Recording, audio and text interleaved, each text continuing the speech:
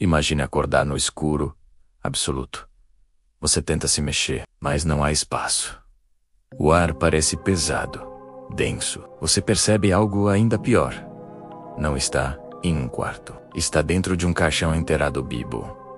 A pergunta não é se isso é assustador. A pergunta é: quanto tempo uma pessoa realmente consegue sobreviver? E se existe alguma chance real de sair viva? Casos de pessoas enterradas vivas não pertencem apenas a filmes de terror. Ao longo da história e até hoje, erros médicos, acidentes e crimes já colocaram pessoas nessa situação extrema. Vamos entender, passo a passo, o que acontece com o corpo, com a mente, e quais fatores realmente fazem a diferença entre a vida e a morte. Nos primeiros segundos, o corpo entra em choque. A adrenalina inunda o sistema. A respiração acelera, tornando-se curta e ofegante. O coração dispara, batendo violentamente contra o peito. Mas o maior inimigo aqui, neste momento inicial, não é a falta de força para escapar.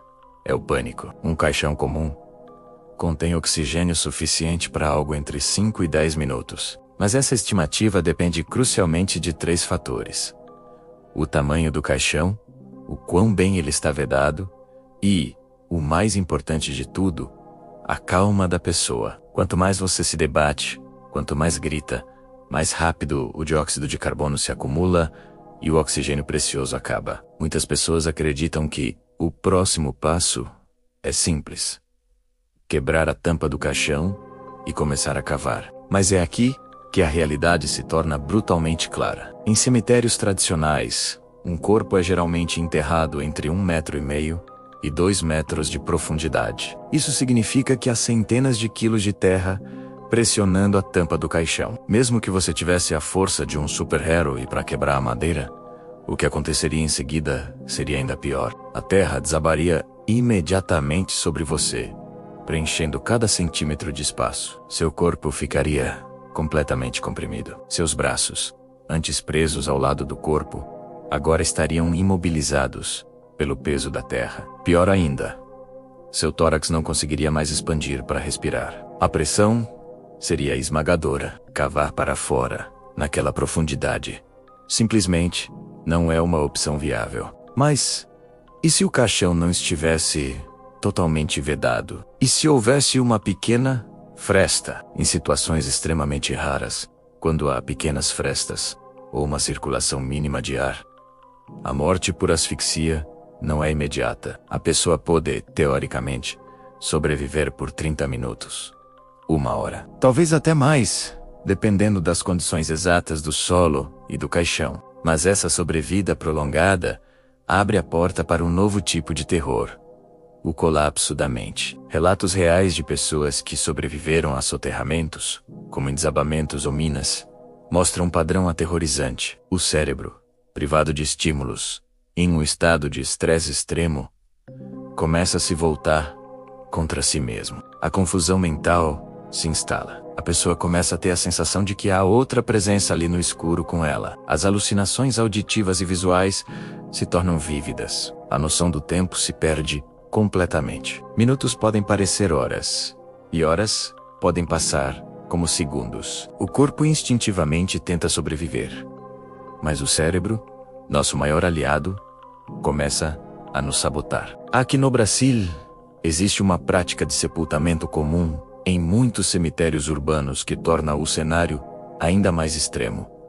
As gavetas funerárias. Em vez de serem enterradas sob a terra, as pessoas são colocadas em nichos de concreto, que são então selados com cimento e tijolos. Nesse cenário, a situação é desesperadora. Não há terra fofa, apenas paredes rígidas. Não existe praticamente nenhuma chance de entrada de ar. O espaço é ainda menor, mais claustrofóbico. E o selamento é feito para ser permanente. Aqui, a sobrevivência além de poucos minutos é praticamente impossível. Não há como quebrar o concreto com as próprias mãos.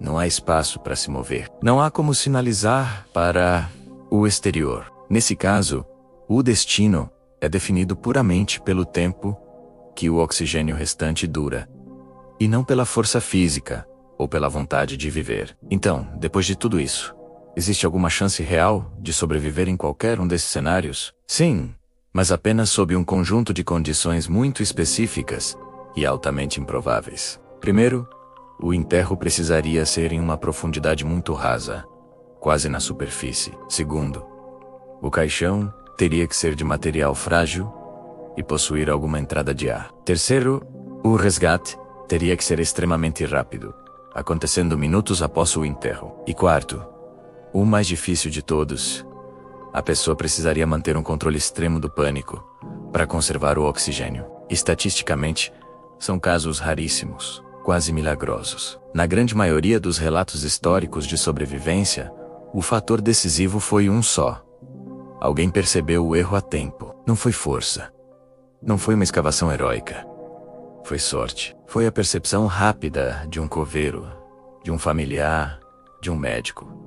Foi o tempo. O tempo que outra pessoa levou para perceber o erro e agir. O verdadeiro terror de ser enterrado vivo não está apenas na falta de ar. Está no fato de que o corpo humano continua lutando para viver de forma instintiva, mesmo quando a mente já sabe que não há mais saída. A morte, na maioria das vezes, chega de forma silenciosa. É uma asfixia lenta, conforme o oxigênio dá lugar ao dióxido de carbono. A pessoa simplesmente perde a consciência e adormece. Não é necessariamente uma morte de dor extrema ou agonia física, mas sim de um desespero psicológico absoluto e a certeza da própria impotência.